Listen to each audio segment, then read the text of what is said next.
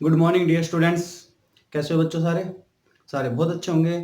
तो बच्चों, जो लास्ट लेक्चर था, हमने लॉगरिदम के ऊपर आपको एक लेक्चर प्रोवाइड कराया था, जिसमें हमने लॉगरिदम के बारे में बेसिक चीज़ें बताई थी कि लॉग क्या होता है, किसने बनाया, क्यों बनाया, कैसे यूज़ करते हैं, क्या उसके फिजिकल यूजेज है, एप्लीकेशंस है, वो सब हमने पढ़ा। उम्मीद करता हूँ सबने देखा होगा, अलग से उसके नोट्स बनाए होंगे इस चैप्टर से अलग। जब भी मैं बीच में कोई वीडियो डालूँ और उसमें मान लो अलग टॉपिक हो जो हमारा चल रहा है कंटिन्यूस से अलग, तो उसको आप सर्टेन 1-2 पेज के होते हैं, कहीं भी लास्ट में, बीच में कहीं भी 1-2 पेज निकाल के उनको मिसलेनियस करके नोट कर लिया करो। तो आज का जो टॉपिक हमारा बहुत इंटरेस्टिंग टॉपिक है बच्चों। देखो, इससे पहले जो एटॉमिक स्ट्रक्चर की जो लेक्चर आया था हमारा, डी ब्रोगली हाइपोथेसिस पे आया था। डी ब्रोगली वेवलेंथ निकाली थी हमने, लैम्डा इज इक्वल टू, बताओ क्या निकाला था? Lambda is equal to H by P, ये हमने पढ़ा था। तो देखो बच्चों, बेसिकली क्या है, हमने बोर एटॉमिक मॉडल पढ़ा और प्लैंक्स थ्योरी ने बताया कि भाई ऐसे ऐसे, प्लैंक्स थ्योरी ने बोर के बारे में, फोटोन इलेक्ट्रॉन के बारे में बताया कि ऐसे पार्टिकल नेचर फोटॉन्स होते हैं, ऐसे एग्जिस्ट करता है। उसके बाद बोर मॉडल पूरा पढ़ा हमने। अब जो डी ब्रोगली वेवलेंथ है, इसने बहुत सारी दिक्कत कर दी। उससे पहले हमने फोटो इलेक्ट्रिक इफेक्ट पढ़ा।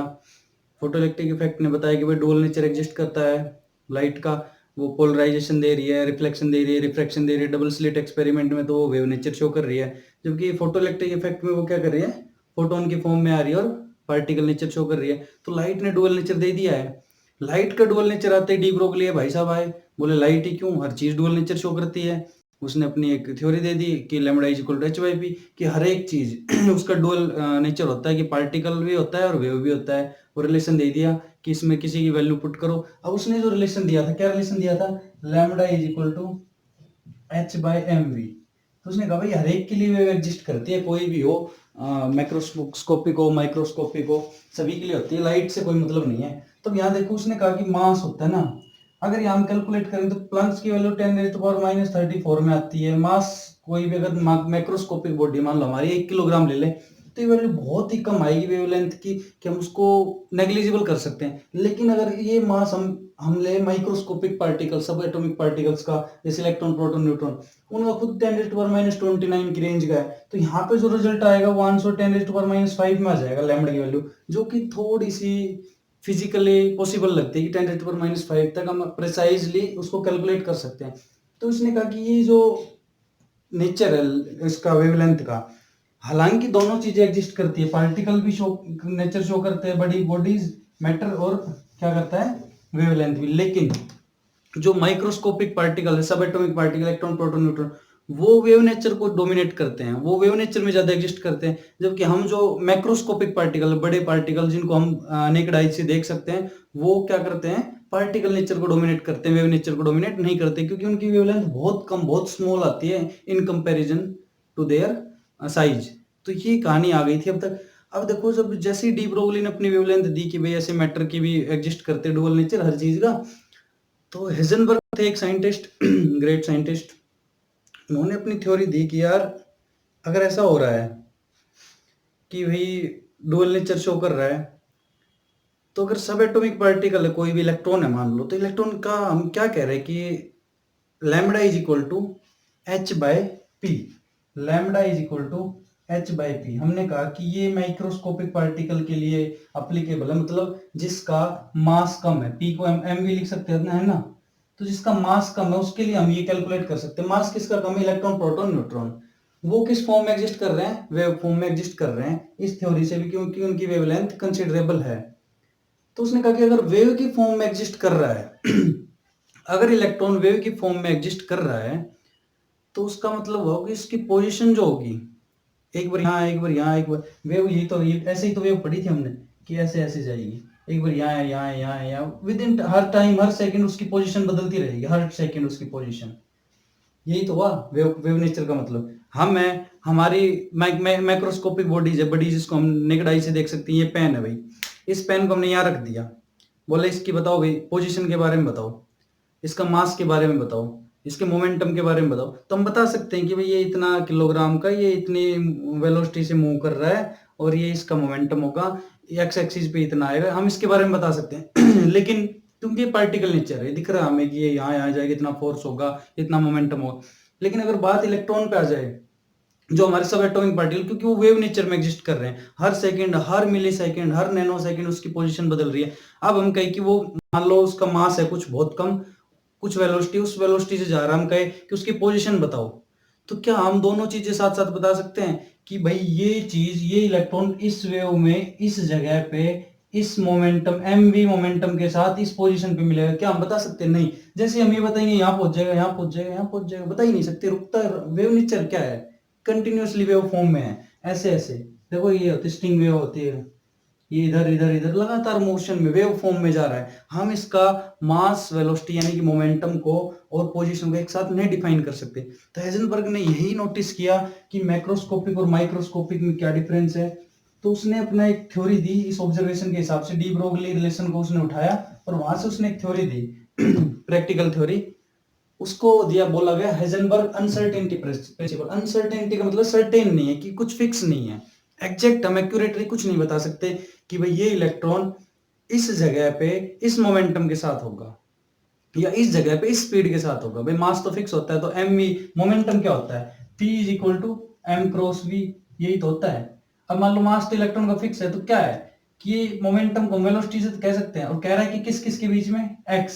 एक्स मतलब पोजीशन, कि पोजीशन और मोमेंटम, या फिर पोजीशन और वेलोसिटी, क्योंकि मास तो फिक्स है। या तो कह लो कि पोजीशन और मोमेंटम एक साथ नहीं बता सकते हम किसी भी सब एटॉमिक पार्टिकल का, या फिर पोजीशन और वेलोसिटी एक साथ हम नहीं बता सकते किसी भी सब एटॉमिक पार्टिकल का। ये सारी कहानी बताई थी हेजनबर्ग ने। चलो देखो, अब इसकी थोड़ी सी क्वेश्चन क्या आता है, सीधी स्टेटमेंट आती है, एक दो न्यूमेरिकल आते हैं। जब इसको हम आगे हायर क्लासेज में अगर आप पढ़ोगे, फिजिक्स में जाओगे, केमिस्ट्री में जाओगे, तो फिर ये बहुत डीप में चला जाए, क्वांटम मैकेनिक्स में। इन्होंने जो हेजनबर्ग अनसर्टेनिटी प्रिंसिपल और डी ब्रोगली, इन्होंने एक नई तरह की थ्योरी शुरुआत की, एक नई साइंस को जन्म दिया था इनके एक्सपेरिमेंट्स ने, इनके एविडेंस ने, इनके जो भी ऑब्जर्वेशन थे, रिजल्ट्स थे। इन्होंने एक नई साइंस के दरवाजे खोल दिए थे, जो हम उस टाइम तक पढ़ते थे उसके अलावा एक नई साइंस के दरवाजे खोले, और वहां से एक नई थ्योरी आना शुरू हुआ, सब कुछ बदल गया।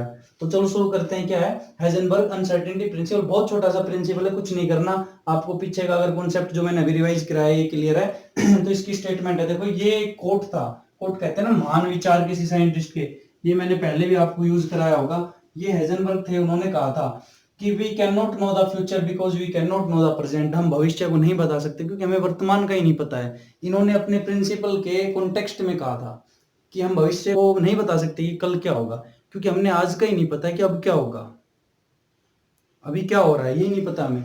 ये इनकी कोट था, वटेवर, ठीक है। आ जाओ, हमारी थ्योरी क्या है, हेजनबर्ग की स्टेटमेंट क्या है? It is impossible to determine momentum, momentum क्या है? mv, कि मास का और वेलोसिटी का प्रोडक्ट, एंड पोजीशन, पोजीशन मतलब एक्स, उसकी कहाँ है, कोऑर्डिनेट कहाँ है, of a small small particles मतलब सब atomic particle, accurately and simultaneously, कि हम एक साथ किसी सब एटॉमिक पार्टिकल की मोमेंटम और पोजीशन साइमल्टेनियसली और एक्यूरेटली नहीं बता सकते कि फिक्स कि इतना ही होगा या इस जगह पे इस मोमेंटम के साथ ये इलेक्ट्रॉन होगा, हम नहीं कह सकते। हम कह रहे हैं हो सकता है, एक्यूरेटली नहीं बता सकते, और साथ साथ तो बता ही नहीं सकते, क्योंकि साथ साथ तो हो ही नहीं सकता। ये कुछ इस तरह से समझो आप कि आपको कोई कहे कि ये घड़ी है, एक घड़ी में सुई चल रही है, टिक टिक टिक टिक टिक टिक, ऊपर एक एरोप्लेन चल रहा है आपका।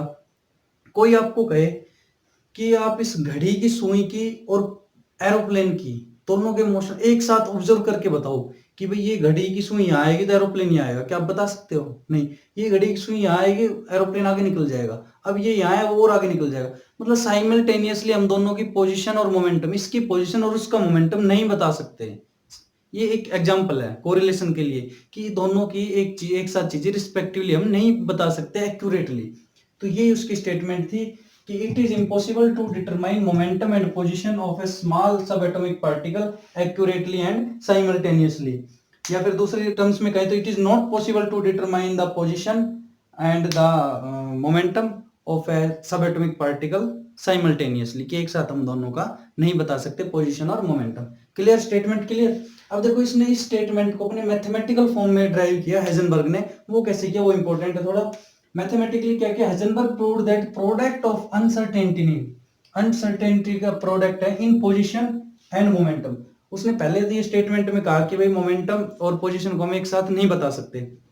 फिर उसने अपने एक्सपेरिमेंटल सेटअप से एक रिलेशन दिया मैथमेटिकली कि जो अनसर्टेनिटी होगी, जिस अमाउंट की अनसर्टेनिटी होगी, किस किस की, Heisenberg proved that product of uncertainty in position and momentum, कि मोमेंटम और पोजीशन के जो प्रोडक्ट करेंगे उसमें जो अनसर्टेनिटी होती होगी वो या तो एक पर्टिकुलर फिक्स्ड अमाउंट के बराबर होगी या फिर उससे ग्रेटर देन होगी। तो उसने वो अमाउंट दिया h/4 उसने कैलकुलेशन की, बहुत सारे एक्सपेरिमेंट किए, तो उसने कहा कि अनसर्टेनिटी होगी पोजीशन और मोमेंटम में किसी भी सब एटॉमिक पार्टिकल की, या तो वो इस टर्म से के बराबर होगी या इससे ज्यादा होगी। ये हर एक के लिए उसने सिंप्लीफाई कर दिया और उसने लिखा कि डेल पी और डेल एक्स की मोमेंटम और पोजीशन, इनका जो प्रोडक्ट होगा उनमें जो अनसर्टेनिटी होगी, कितनी अनसर्टेनिटी है उसमें इनके प्रोडक्ट में, वो या तो h/4 की इक्वल होगी, इक्वल टू, या फिर ग्रेटर देन। भाई ग्रेटर देन ये होता है इक्वल टू, या तो इसके बराबर होगी या इससे बड़ी होगी। तो उसने ये रिलेशन दे दिया, यही हेजनबर्ग अनसर्टेनिटी प्रिंसिपल। अगर 3 नंबर में आपके क्वेश्चन पेपर में आता है define Heisenberg uncertainty principle, spelling याद रख लेना, तो आपको लिखना है ये स्टेटमेंट और ये चीज है, और एक छोटा सा और एग्जांपल देना चाहो तो किसी इलेक्ट्रॉन के ऊपर इसको करके दिखा सकते हैं। ये हेजनबर्ग अनसर्टेनिटी प्रिंसिपल 3 नंबर का हो गया। मैथमेटिकली उसने लिखा del P dot del X is greater than equal to h/4 ये हेजनबर्ग अनसर्टेनिटी प्रिंसिपल है कि किसी भी सब एटॉमिक पार्टिकल की मोमेंटम और पोजीशन का जो प्रोडक्ट होगा उसमें जो अनसर्टेनिटी होगी सॉरी, वो या तो h/4 के बराबर होगी या ग्रेटर देन। अब देखो डेल पी को हम क्या लिख सकते हैं, mv। अब डेल पी है मतलब चेंज इन मोमेंटम, तो मास में तो चेंज होगा नहीं, तो वेलोसिटी में चेंज, तो del V, m cross del V, तो हमने p को लिख दिया m डेल वी, और साथ में क्या है डेल एक्स, ये आ गया h/4, मतलब हमने यहाँ पे डेल p की वैल्यू पुट कर दी m डेल वी। अब देखो इस m को अगर हम नीचे ले जाए इधर, तो डेल v और डेल x इसके ग्रेटर देन इक्वल होंगे h/4m। ये रिलेशन दिया, ये थोड़ा सा मैथमेटिकल उसका डेरिवेशन है, किसका, हेजनबर्ग अनसर्टेनिटी प्रिंसिपल का। अब देखो न्यूमेरिकल बहुत छोटे छोटे बन सकते हैं, इन पे इस टाइप के आएंगे कि आपको वेलोसिटी दे दी जाएगी और बस वेलोसिटी दे दी जाएगी, मास आपको इलेक्ट्रॉन कहेगा, इलेक्ट्रॉन की वेलोसिटी है, उसकी पोजीशन बताओ, तो यहाँ से आप अनसर्टेनिटी पोजीशन में निकाल लोगे, डेल एक्स निकाल लोगे, डेल वी इधर आ जाएगा, तो इससे इतनी या इससे ज्यादा होगी, एच भी कांस्टेंट है, तो यहाँ पे एक वैल्यू आपको दी होगी, दूसरी निकालनी है, तो इस तरह के न्यूमेरिकल बनते हैं। ये कॉन्सेप्ट हो गया हेजनबर्ग अनसर्टेनिटी प्रिंसिपल, इतना ही है।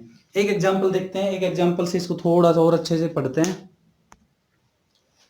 देखो भाई हमने 2 एग्जांपल लिए, 2 कैलकुलेशन आपके लिए दिखाई है। क्यों दिखाई है, हम ये दिखाना चाहते हैं कि क्यों हमने डी ब्रोगली हाइपोथेसिस के हिसाब से जो पढ़ा था कि जो हर एक मैटर है वो डुअल नेचर शो करता है, पार्टिकल भी और वेव भी, लेकिन हम जो सब एटॉमिक पार्टिकल्स हैं उनका तो हम वेव नेचर पढ़ते हैं, जबकि हम जो माइक्रोस्कोपिक पार्टिकल है, मैटर है जो दिखाई देता है, उनका हम पार्टिकल नेचर पढ़ते हैं। तो वो दिखाने के लिए आपको बताया कि क्यों ऐसा होता है, क्योंकि वहां आपको मैंने जनरली आपको बताया था कि lambda is inversely proportional to M है, वहां पे क्या था, lambda is equal to H by M V, M की इनवर्सली था, अगर मास बढ़ेगा तो लैम्डा कम हो जाएगा, तो माइक्रोस्कोपिक का मास ज्यादा है तो लैम्डा कम होती है, तो हम नहीं पढ़ते, ये तो हो गए सिंपल फॉर्मूला से। अब देखो कैलकुलेशन से भी इसको शो दिखाएंगे आपको। अगर हम अनसर्टेनिटी निकाले प्रिंसिपल, अनसर्टेनिटी प्रिंसिपल ने उसमें पोजीशन और मोमेंटम की प्रोडक्ट को बताया था कि इनको अगर प्रोडक्ट करेंगे तो इतनी अनसर्टेनिटी आएगी, हम एक्यूरेटली बता ही नहीं सकते। तो अगर एक लगाए हम, कोई पार्टिकल है, मान लो 1 माइक्रोग्राम, मान लो 10⁻⁹ किलोग्राम होता है ये माइक्रो का, एक इस वेट का, मतलब इतना छोटा पार्टिकल है 10⁻⁹ का, और दूसरा हमारे पास इलेक्ट्रॉन, ये उसका मास है जो हम ले रहे हैं, इसको हम माइक्रोस्कोपिक बता रहे हैं कि अब इससे हम तो इस हमारा वजन तो इससे भी ज्यादा है, हमारा तो 2 किलो 4 किलो 20 किलो 50 किलो, ये तो 10⁻⁹ किलोग्राम का। देखो इस पे भी हेजनबर्ग अनसर्टेनिटी प्रिंसिपल लागू नहीं होगा, वेवलेंथ बहुत कम आएगी जिसको हम नेग्लिजिबल मानेंगे, जबकि यहाँ पे आएगा, यहाँ पे मास ही है। अब कह रहे हैं कि अनसर्टेनिटी निकालो हेजनबर्ग अनसर्टेनिटी प्रिंसिपल से, तो लगाओ दोनों पे फॉर्मूला क्या है, ये del v dot del x greater than equal to h/4 del v del x और greater than equal to h/4 लगाओ। h क्या होता है 6.626 इंटू 10⁻34, 4 पाई की वैल्यू 3.14, और मास कितना है 1, ये इसका 1 इंटू 10⁻⁹ किलोग्राम। अब इसको जब कैलकुलेट करेंगे तो हमारे पास आंसर आएगा 10⁻⁻25, 10⁻⁻25 कितना कम होगा बताओ, इतनी कम, मतलब हम कैसे करेंगे इसको हम नेग्लेक्ट कर सकते हैं कि तो ना के बराबर अनसर्टेनिटी है।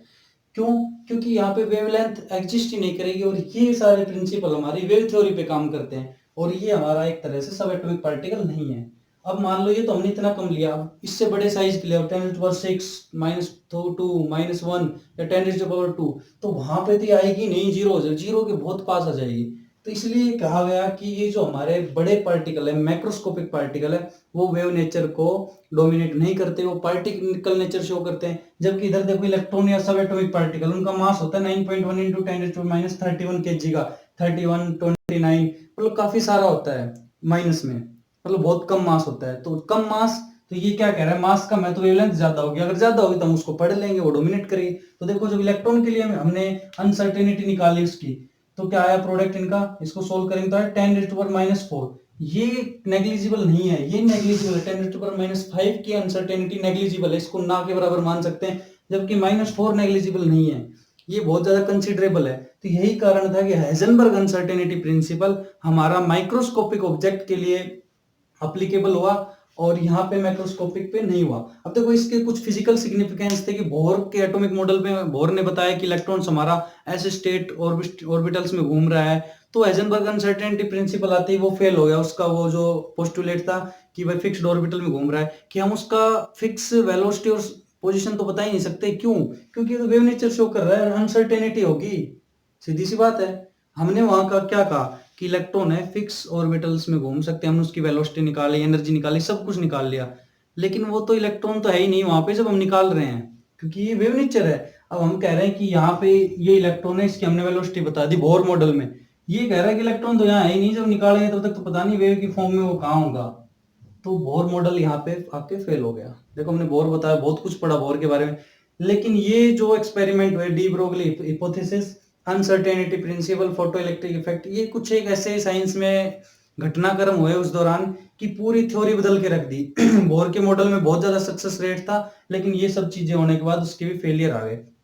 तो सिग्निफिकेंस इसका ये था, इसने बोर के मॉडल के बारे में अच्छे से बताया कि भाई वो कहाँ पे फेल हो गया, क्या हो गया था। और दूसरा उसने बताया कि क्या इलेक्ट्रॉन क्या न्यूक्लियस के अंदर रह सकता है, या इलेक्ट्रॉन क्या एटम के अंदर, सेल के अंदर बाउंड रह सकता है। तो उसके बारे में तो देखो बताने को मैं बता दूं यहाँ पे, लेकिन वो क्वांटम मैकेनिक्स आपके लेवल से ऊपर चली जाएगी कि इलेक्ट्रॉन्स अगर वेव नेचर शो करता है, मान लो इलेक्ट्रॉन्स यहाँ है इस सेल में, ये वेव की फॉर्म में है, तो यहाँ है ही नहीं, क्या न्यूक्लियस के अंदर भी जा सकता है। तो इसके बारे में उसने बताया कि जब ये इसकी अनसर्टेनिटी निकालेंगे तो वो लाइट की स्पीड से भी ज्यादा चला जाएगा ये। चलो उसके बारे में छोड़ दो। तो बोर के फेलियर का कारण हाइजेनबर्ग अनसर्टेनिटी प्रिंसिपल की सक्सेस थी, किसने जो बातें कही वो बोर के पोस्टुलेट से मैच नहीं हुई, तो यहाँ पे बोर के ड्रॉबैक आ गया। तो बच्चों हाइजेनबर्ग के बारे में हमने पढ़ लिया, ये आपके इंपॉर्टेंट यही था। एक तो ये एग्जांपल याद रख लेना, अगर ज्यादा लेंदी आए तो आप ये करके दिखा सकते हो, और दूसरा स्टेटमेंट और मैथमेटिकल अप्रोच उसके बारे में आपको पता होना चाहिए। उसके अलावा आपको मैं थोड़ी सी बातें और बताऊंगा। देखो एक आए थे न्यूटन, हमारे न्यूटन साइंटिस्ट थे, सर आइजैक न्यूटन, उन्होंने कुछ लॉ ऑफ मोशन दिए थे। तो बहुत सारे जो रूल्स थे उनके लॉ ऑफ मोशन के, उनको कलेक्टिवली है ना उस टाइम क्या कह दिया गया, कलेक्टिवली उनको बोला गया क्लासिकल मैकेनिक्स, क्लासिकल मैकेनिक्स। कि उन्होंने जब सारे रूल्स मिलाए, उन्होंने मोशन के रूल्स दिए थे बेसिकली मैक्रोस्कोपिक ऑब्जेक्ट के लिए, कि भाई प्लेनेट, सोलर, कार, बॉल, उन सब चीजों के लिए, हमारी बॉडी के लिए, हमारे फोर्स के लिए, उनके लिए उन्होंने अपने अलग अलग लॉज दिए थे। उन सब लॉज को मिला के कलेक्टिवली बोल दिया गया था क्लासिकल मैकेनिक्स, या उस मैकेनिक्स को हमने बोल दिया गया था न्यूटोनियन डायनामिक्स। क्या बोल दिया गया था? Newtonian dynamics. तो इन्होंने अपने रूल्स दिए, Newton first law, second law में इन्होंने पार्टिकल नेचर के बारे में बताया था कि पार्टिकल की मोशन कैसे होगी। वहां पे उन्होंने मतलब एक तरह से न्यूटन ने अपने लॉज में वन डायमेंशनल मोशन में सभी के बारे में बताया कि ऐसे ऐसे पार्टिकल्स मूव करेंगे, ऐसे उनकी स्पीड होगी, ये उनका फोर्स होगा, सब कुछ बताया। लेकिन मीनवाइल जब ये चल रहा था सब कुछ क्लासिकल मैकेनिक्स के अंदर चल रहा था, लेकिन फिर आ गए हमारे डी ब्रोगली हाइपोथेसिस, ये पार्टिकल नेचर था सारा। अब डी ब्रोगली हाइपोथेसिस आया, फोटो इलेक्ट्रिक इफेक्ट हुआ, हाइजेनबर्ग ने अपना अनसर्टेनिटी प्रिंसिपल दिया। तो मतलब वहां क्या हुआ, कहीं ना कहीं पार्टिकल नेचर को चैलेंज किया गया कि नहीं भाई पार्टिकल नहीं, वेव नेचर शो करते हैं पार्टी, ये हमारे जो भी सब एटॉमिक पार्टिकल्स, और हम भी इवन। लेकिन मैक्रोस्कोपिक में हम ये न्यूटोनियन फिजिक्स पढ़ सकते हैं, क्लासिकल मैकेनिक्स लगा सकते हैं, लेकिन सब एटॉमिक पार्टिकल्स के केस में हम ये वाली थ्योरी नहीं लगा सकते, क्योंकि ये तो पार्टिकल के लिए है, और जबकि वो वेव नेचर में एग्जिस्ट करते हैं। तो जैसे ही हमारे हाइजेनबर्ग या डी ब्रोगली आए, इन्होंने इस थ्योरी को फेल कर दिया सब एटॉमिक पार्टिकल के लिए, और वहां से एक नई थ्योरी आई, quantum theory, quantum mechanics, quantum mechanics, और दूसरा वेव मैकेनिक्स। तो देखो हम दो तरह के मैकेनिक्स पढ़ते हैं। दरअसल ये आप जब 11th में फिजिक्स पढ़ोगे तब आपको फिजिक्स वाले मैडम ये सर बताएंगे कि कैसे क्वांटम अप्रोच क्या होती है और क्लासिकल अप्रोच क्या होती है। क्लासिकल अप्रोच को आप समझो न्यूटन से, कि न्यूटन के लॉ थे वो क्लासिकल थे, मैक्रोस्कोपिक ऑब्जेक्ट्स के लिए थे। जबकि जो माइक्रोस्कोपिक ऑब्जेक्ट्स थे, इलेक्ट्रॉन, प्रोटॉन, न्यूट्रॉन या सब एटॉमिक पार्टिकल जो भी थे, उनको हमने क्वांटम मैकेनिक्स में मतलब वेव फॉर्म में इलेक्ट्रॉन को पढ़ा, और उससे हमने उनके पूरी थ्योरीज जो भी उनकी प्रॉपर्टीज थी वो सोल्व की। तो बच्चों हाइजेनबर्ग अनसर्टेनिटी प्रिंसिपल खत्म हो गया। हमारी ये यूनिट ये चैप्टर ऑलमोस्ट खत्म हो चुका है। क्वांटम नंबर पढ़ना है 2 लेक्चर में, वो मैं निपटा दूंगा। आप इस यूनिट को एक बार रिवाइज कर लेना। संडे को आपका टेस्ट होगा, और मंडे को एक बहुत ही इंटरेस्टिंग केमिकल बॉन्डिंग हम शुरू करेंगे। देखो ये थोड़ा सा मैथमेटिकल पार्ट था, ये यूनिट थोड़ी सी मुझे भी लगता है बोर हो गए होंगे, आप पढ़ नहीं रहे हो इसलिए। तो इस वीक आप चला लो, टेस्ट वेस्ट दे लेते हैं, रिवीजन कर लेते हैं, और मंडे से आपका नेक्स्ट से केमिकल बॉन्डिंग शुरू करेंगे। बहुत अच्छी, बहुत प्यारी यूनिट है, तो बच्चे देखते रहिए। और इंट्रोडक्शन तो देना भूल गया, मेरा नाम है मनीष कुमार, मैंने पढ़ाया आपको केमिस्ट्री में 11th क्लास, एटॉमिक स्ट्रक्चर और हाइजेनबर्ग अनसर्टेनिटी प्रिंसिपल। स्वागत था आप सभी का इंसेप्शन एक आरंभ में, बिना स्वागत किए मैंने आपको पढ़ाया। उम्मीद करता हूँ सबने सब्सक्राइब किया होगा, और ये सारे बच्चे मिलके अपने सभी यार दोस्तों से चैनल को सब्सक्राइब कराएंगे, ताकि सर का भी मोरल अप होता रहे। तो बच्चों मिलते हैं अगली वीडियो में, तब तक के लिए थैंक यू।